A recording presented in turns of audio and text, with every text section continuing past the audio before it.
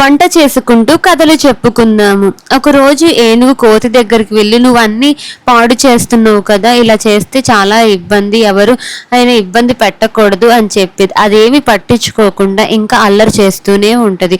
ఒకరోజు కోతి బర్త్డేకి అన్ని జంతువులను పిలుస్తాదనమాట. అయినా ఏ జంతువు కూడా రాదు. చివరగా బాధపడుతూ ఏడుస్తూ కూర్చున్నప్పుడు అప్పుడే ఏనుగు వచ్చింది. దానికి ఎదురుగా నించుంటుంది అనమాట.